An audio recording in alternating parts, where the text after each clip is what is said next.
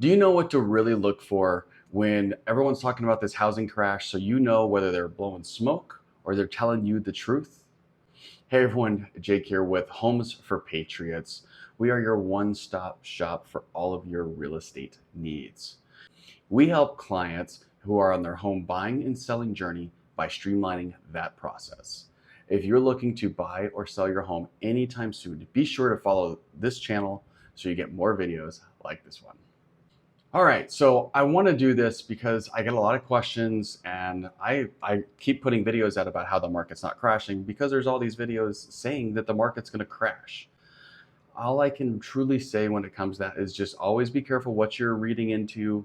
I mean, we already know what happened in 2020, so let's keep it real and understand that a lot of people put things out there just to scare you. And they go off of one stat that might have gone down in 1 month and say, oh, the world's coming to an end.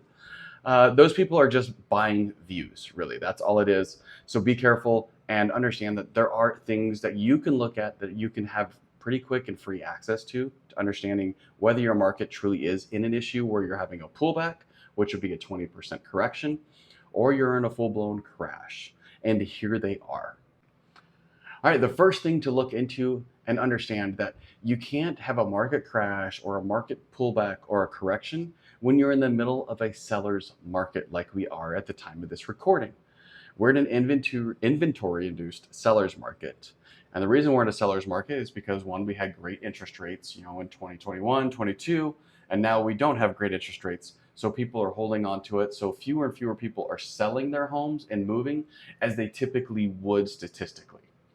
So when you're in a seller's market, you have a lot more buyers looking to buy homes with fewer homes to pick.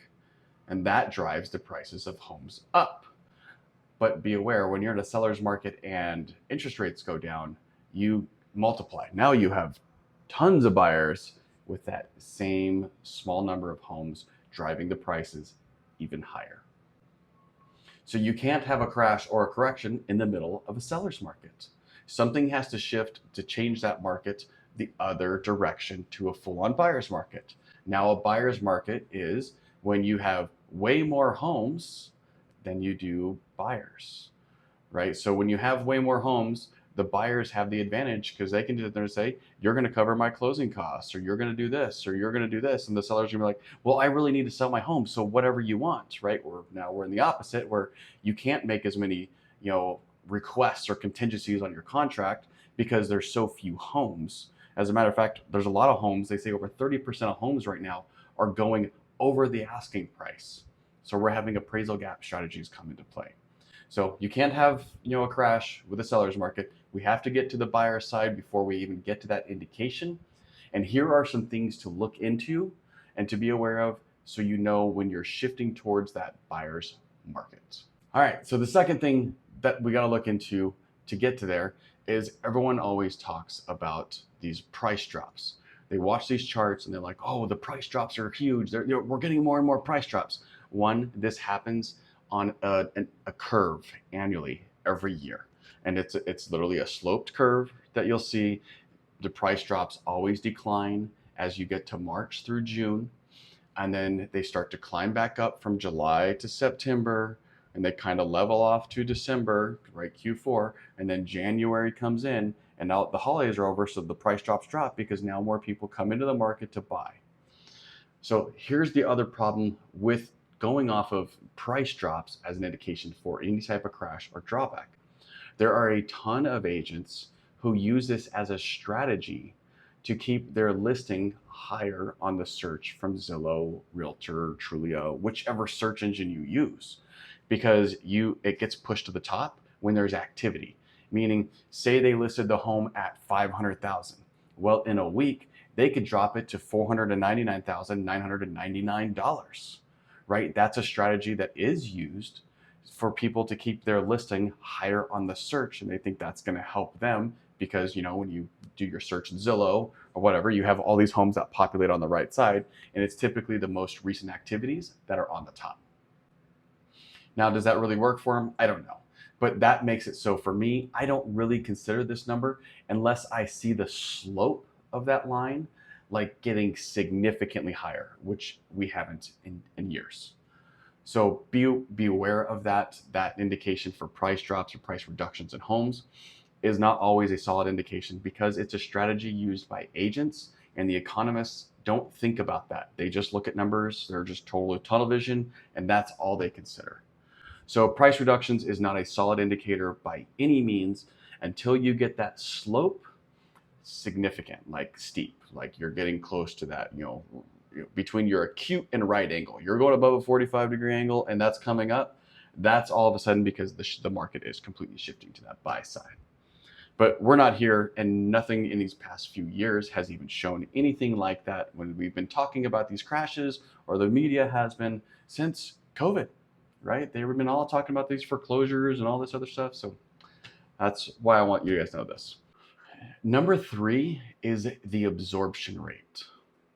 So the absorption rate, for those of you who don't have any idea what I'm talking about, and there's no reason you should, right? Unless you're in our world actively doing stuff, you don't understand that, and that's fine. That's what you hire a pro for, right? But your absorption rate means if you have 11,000 homes on the market and you have an absorption rate like we do here in Maricopa County of 2.19 months, that means those 11,000 homes will all be sold in 2.19 months. That's the trend, and that number, as it's lower, indicates seller's market. And they say a neutral absorption rate is actually at 6 months. So that means it would take those same 11,000 homes would take 6 months to sell, and that's balanced. That's not even a buyer, right? So this is where absorption rate is key to look into, because the lower that number is, that also just indicates way more buyers, way few homes. So be aware of that. The absorption rate is important because you need to know that that's how much volume is on the market and how long it has for that time to sell at the current rate that homes are selling. The fourth thing to dig into when someone indicates a crash or anything else is days on market.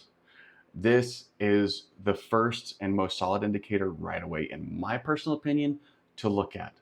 Days on market goes from when the home gets listed on the MLS to when it closes, not to when it goes under contract.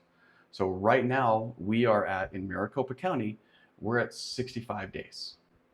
So that means that home is listed.